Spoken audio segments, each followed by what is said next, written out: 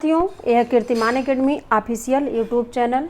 मैं पूजा मैम आप लोगों के लिए पेट 2023 हिंदी सामान्य हिंदी का सिलेबस, उसमें आज मैं आपको देखती हूँ मॉक टेस्ट के साथ समश्रुत भिन्नार्थक शब्द। तो आइए थोड़ा इसके बारे में जान लेते हैं कि समश्रुत शब्द कैसे होते हैं, कौन से होते हैं।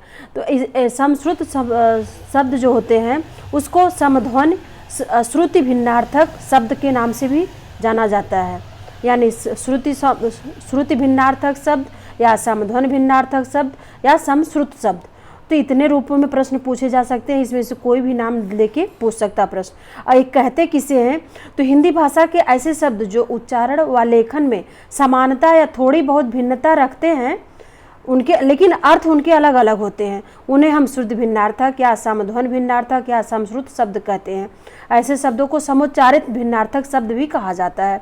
तो ये बात जरूर ध्यान रखिएगा, क्योंकि इससे प्रश्न बना के पूछा जा सकता है, इसलिए मैंने पहले ही बता दिया। तो चलिए शुरू करती हूँ मॉक टेस्ट। तो ये रहा प्रश्न आपके सामने पहला, श्रुति सम भिन्नार्थक शब्द युग्म लक्ष्य और लक्ष्य का उचित अर्थ क्या होगा।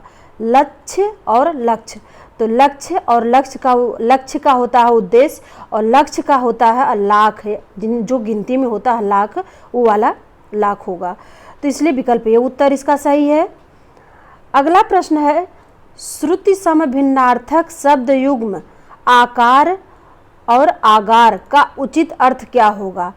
आकार और आगार का उचित अर्थ होता है आकृति और धाम, यानी आकार का अर्थ होता है आकृति, आगार का अर्थ होता है धाम, यानी विकल्प बी उत्तर इसका सही है।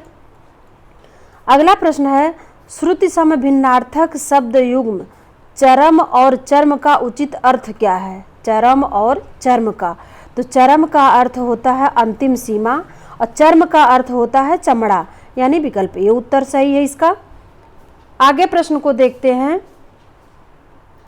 श्रुति सम भिन्नार्थक शब्द युग्म परिणाम और परिमाण का उचित अर्थ क्या होगा। तो परिणाम और परिमाण का उचित अर्थ होता है, परिणाम का अर्थ होता है अंत और परिमाण का अर्थ होता है माप, यानी विकल्प ये उत्तर सही होगा। अगला प्रश्न है, श्रुति सम भिन्नार्थक शब्द युग्म देव और दैव का उचित अर्थ क्या होगा। देव और दैव, तो देव का अर्थ होता है नुदेव, भूदेव और दैव का अर्थ होता है भाग्य, यानी विकल्प बी उत्तर सही होगा।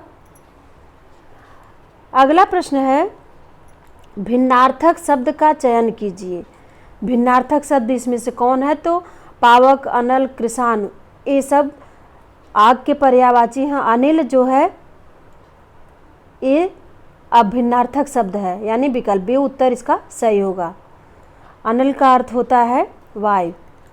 अगला प्रश्न है, श्रुति सम भिन्नार्थक शब्द के जोड़े को पहचानिए। इसमें श्रुति सम भिन्नार्थक जोड़ा कौन सा है, तो इसमें अपेक्षा और उपेक्षा शब्द जो है श्रुति सम भिन्नार्थक शब्द है, बाकी सब अलग अलग हैं, इनके शब्द के अर्थ एक ही अर्थ होंगे। अगला प्रश्न है, निम्नलिखित में असमानार्थक शब्द का चयन कीजिए। तो इसमें असमान अर्थ वाला कौन सा शब्द है, इसका चयन करना आपको। तो इसमें संकट शब्द जो असमान अर्थ वाला, जबकि पीड़ा, व्यथा, दर्द तीनों एक ही प्रकार के हैं, तीनों के अर्थ समान हैं, इसलिए विकल्प बी उत्तर इसका सही होगा। अगला प्रश्न है, स्नेह, अनुराग, द्वेष और प्रीति, इसमें से कौन सा असमान है। तो स्नेह, द्वेष, अनुराग, प्रीति, इसमें द्वेष शब्द जो है अलग है, इसका अर्थ अलग होगा और बाकी तीनों के अर्थ एक हैं, इसलिए विकल्प सी उत्तर इसका सही है। आगे प्रश्न है, जन्म, मृत्यु, उगना, उत्पादन, इसमें से कौन सा अलग है। तो मृत्यु शब्द जो है असमानार्थक शब्द है, बाकी तीनों के अर्थ एक हैं, समानार्थक शब्द है, इसलिए विकल्प बी इसके उत्तर है। अगला प्रश्न देखते हैं, वीर, निडर, शूर, डरपोक, इसमें से कौन सा असमानार्थक शब्द है।